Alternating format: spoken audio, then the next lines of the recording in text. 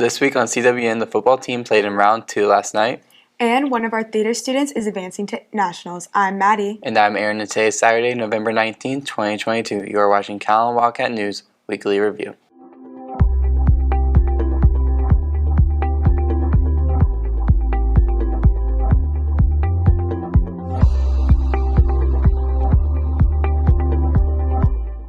So earlier this week, our athletic department gave out lettermans to deserving athletes and fine art participants. Yeah, I know. I saw you got your letterman. I was super excited. I got it for soccer in the playoffs last year. That's nice. And both our basketball teams have started their season. They played Beeville and GP earlier this week.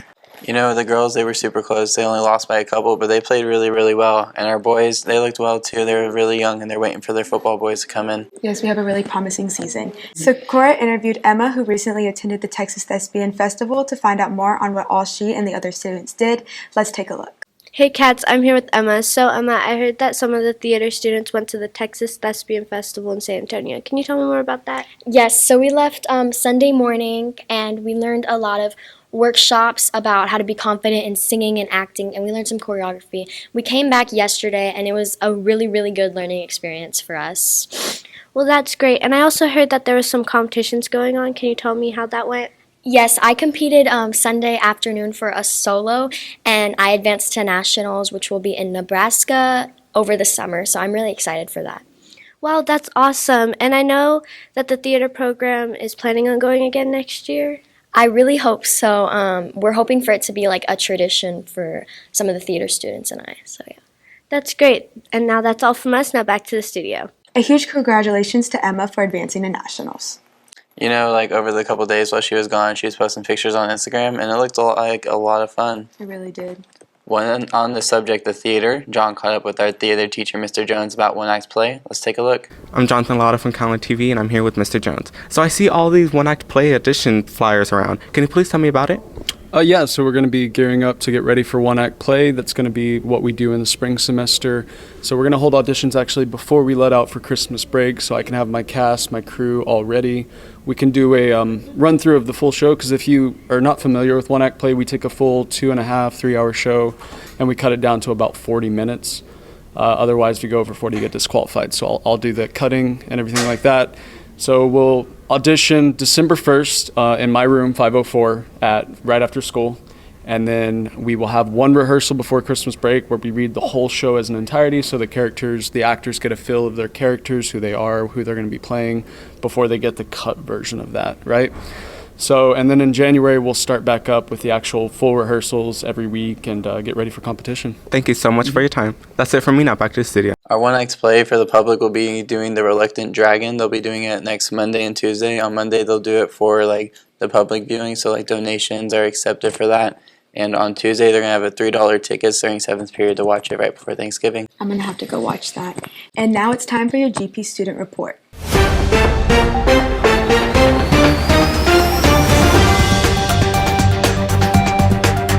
Good morning. My name is Nicholas Salinas, and here's the latest of what's been going on at GP. GP is getting into the Thanksgiving spirit this week. We gotta ask you a real quick question. What are you gonna be doing for Thanksgiving? Eating. What are you gonna be doing? What are you gonna be doing for Thanksgiving? Eating turkey and playing Call of Duty. I am going to sleep, and then I'm going to destroy the entirety of a turkey because I am the fattest man alive. I'm gonna go see my dad in California. GP band had a busy week. They were in a pep rally, school parade, played at HEB for Veterans Day on Friday, and hosted and competed in UIL area competition Saturday. I feel like it was good. Show our support and be able to do something fun for them. Mr. Mitchell aquatic science class went on a field trip to A&M Kingsville. We just learned about climate change and basically about our waters and the pollution. We made our own filter. We learned the conservation acts that they're doing to help our waters. And now on to sports. GP football trampled through Mission Veterans Memorial with a score of 64-6 on Thursday. It feels pretty good. I mean, we have a really good shot at winning. GP girls varsity will hold a basketball tournament for schools from all around Texas. I think we have a good chance at winning the tournament, so I'm excited about that. There's some tougher competition than what we've played so far, so I'm excited to see where we're at. That's all the Wildcat news we have this week. If you like what you saw, you can check out the 2 QR codes or the link down below. Thank you for watching. Robotics had a competition last Saturday. We spoke to Mr. Easton before the event to see all what would be occurring. Let's take a look. Hello, Calallen TV. My name is Logan Braza, and I'm here with Mr. Easton today. So, Mr. Easton, we heard you guys had a competition Saturday. How was that? Yeah, so it went pretty well. So we took both of our teams, the Nano Knights and Engine Nerds, to GP Middle School to compete in our first official robotics competition of the season. And, you know, the robots were able to do more than what they did the first time around.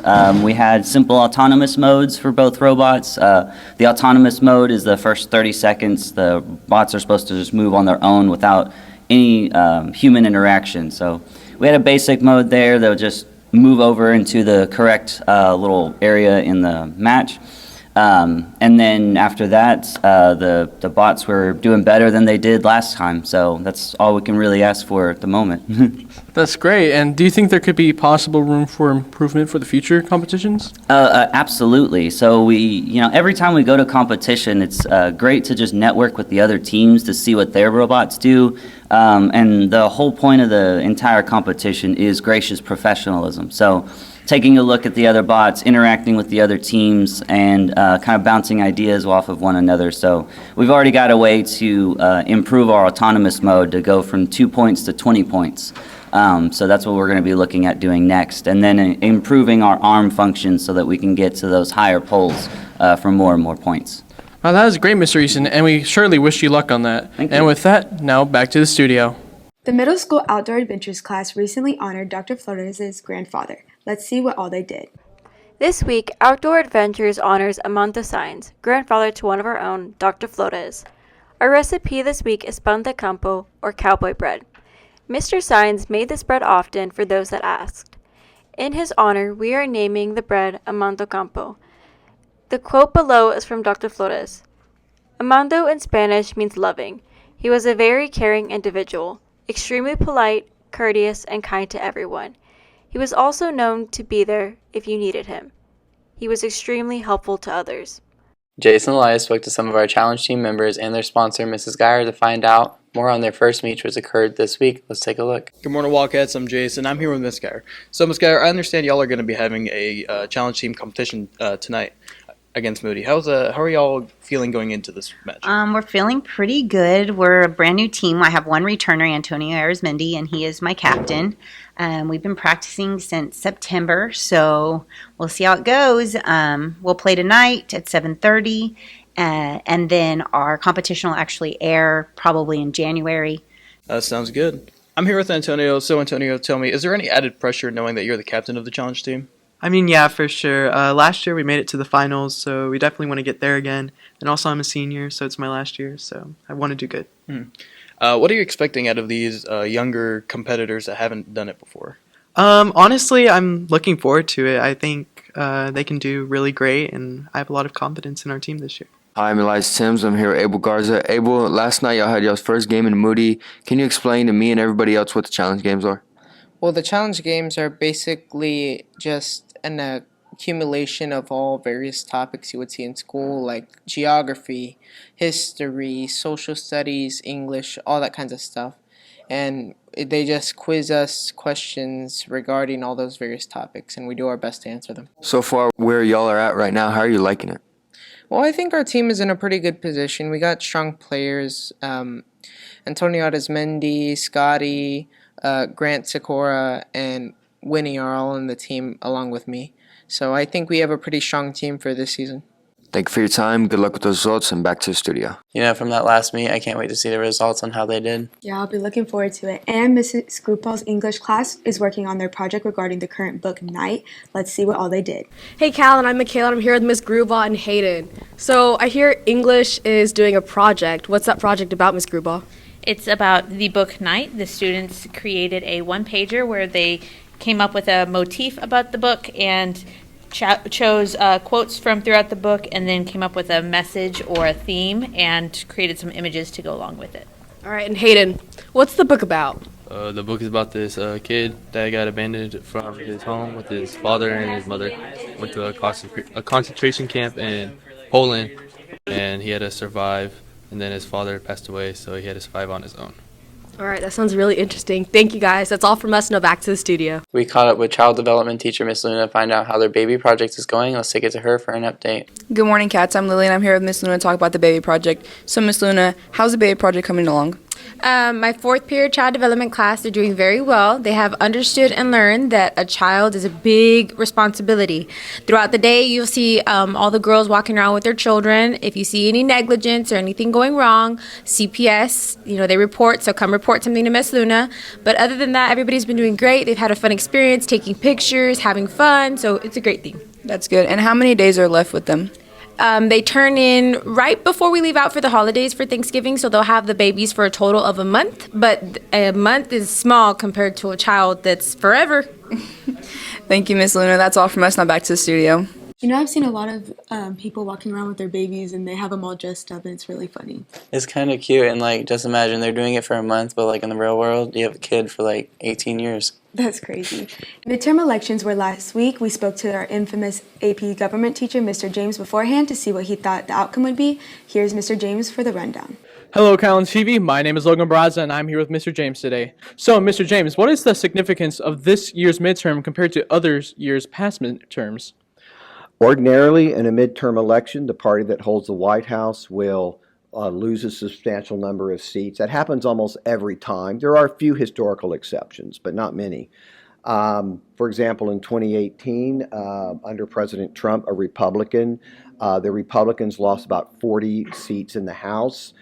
This time, we have, of course, Democratic President Joe Biden, and the Democrats seem so far to have only lost a handful of seats in the House, and I would say have at least an even, if slightly better than even, chance of holding on to the Senate. So for Democrats, that would be pretty good news. And what do you think is the likelihood a Democrat will be elected in the state of Texas for governor in the year 2026?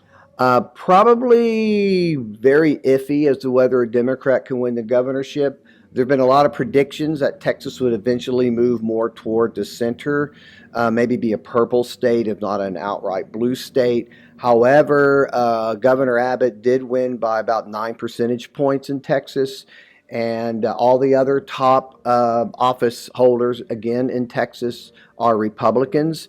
So, in both houses of the state legislature. So I think for the foreseeable future, Texas is going to remain a more Republican state. The only exception to that might be if the Democrats did elect did nominate someone to be a candidate for governor who is maybe more towards the center or a little bit to the right of center.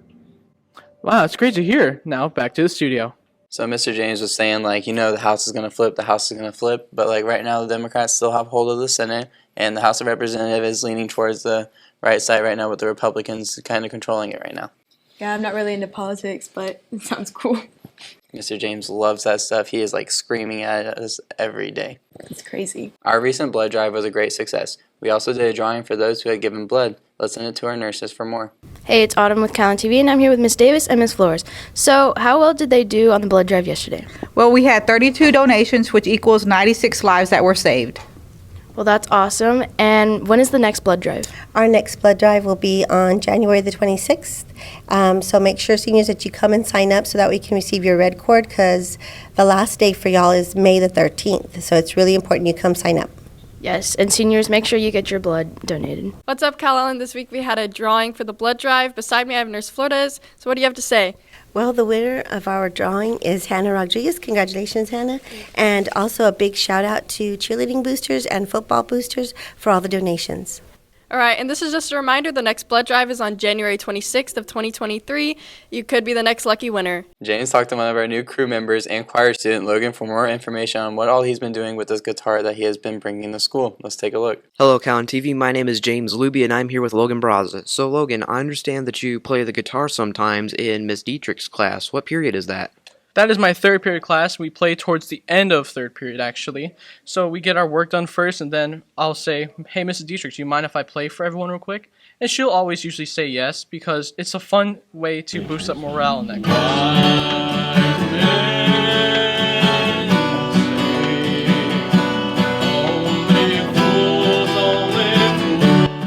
do you have any particular style of music that you like to play?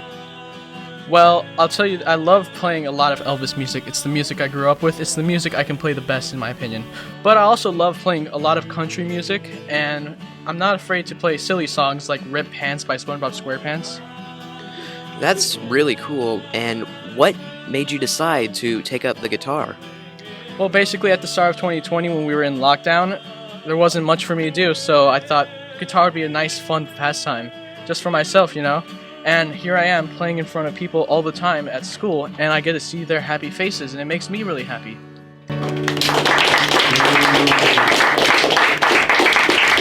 Dude, that's really cool, man. And back to the studio. Now here's Monique with the rundown on sports. Thank you, anchors, and good morning, Wildcats.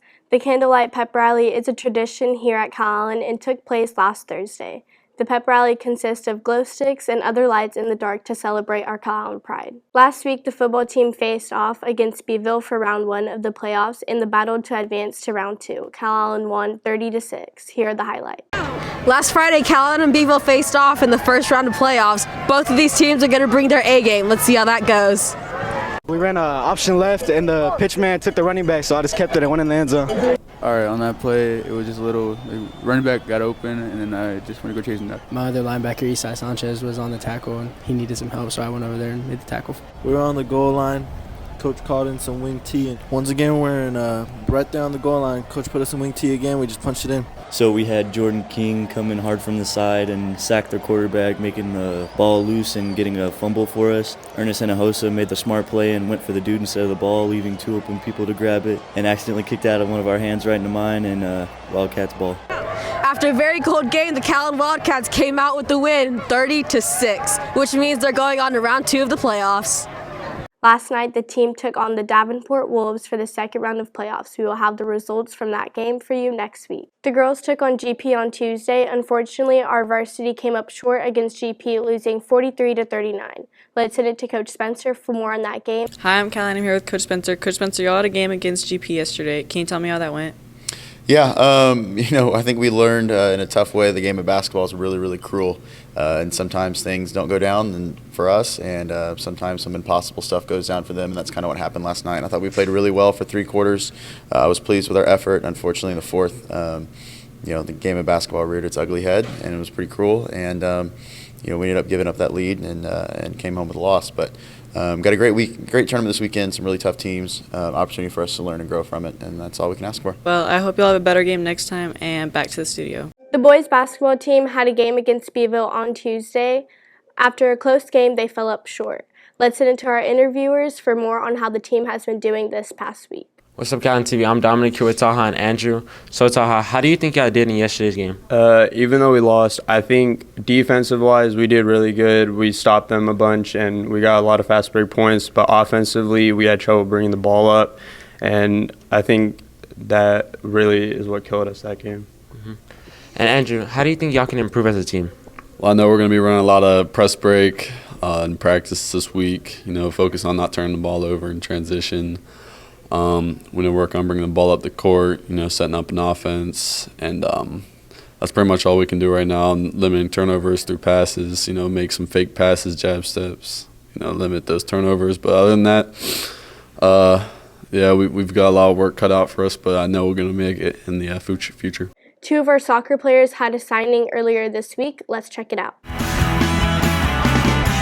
Good morning, Cats. I'm Haley, and I'm here with the McCarty twins. Y'all just signed for y'all's college journey.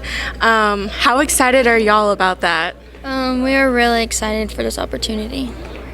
And what are y'all expecting from this college journey that y'all are about to embark on? So we are going to be taking the athletic training program, and we will be able to get our master's within 5 years and a bachelor's in kinesiology, so we're excited about that. Alrighty, well, congratulations, girls. I hope the best for y'all when y'all go off to college. And that's the latest on Calallen Sports. Now back to the anchors. You know that game in Davenport was really cold. It was really cold, and when we were playing them in Victoria, they had some fast players. Yes, and now here's Candace with today's weather forecast. How's it looking outside, Candace? Thank you, Anchors, and good morning, Wildcats. Today's weather is brought to you by Chick-fil-A. For the past 2 weeks, we've seen some cooler temperatures, and those temperatures are going to continue this weekend with some higher chances of rain and stronger winds. Today's temperature would be 52 degrees, 57% chance of rain, and the winds blowing from the north-northeast at 23 miles per hour. Looking further into the day, the temperature is going to drop to 52, 50, and 48 degrees. Percent chance of rain also dropping to as low as 40%, and the winds will be blowing from the north-northeast at 24 miles per hour, and then dropping to 20 miles per hour. Looking further into Sunday, we're looking at the temperature being 54 degrees, percent chance of rain also decreasing to 24%, and the winds blowing from the north-northeast at 20 miles per hour. Also, there's exactly 5 days till Thanksgiving, so make sure you have everything ready for Thanksgiving Day. Make sure you bundle up this weekend and have a safe weekend. It's Awful Weather, and back to the Anchors. Thank you, Candace. The weather's looking really chilly. Yes, so make sure y'all all bundle up. You know, speaking of 5 days till Thanksgiving, next Saturday we will not have a show, so please stay tuned for the following shows and enjoy your turkey. And that is all your announcements for today, but now it's time for your joke of the day. So guys, what do vampires learn in school? I don't know, Aaron. What? The alphabet. For all you social people out there, make sure you're following us on Facebook, Twitter, and Instagram at CalallenTV for all the latest updates. Also, subscribe to us here on YouTube to catch all of our latest videos. And as always, Stay classy, Calallen.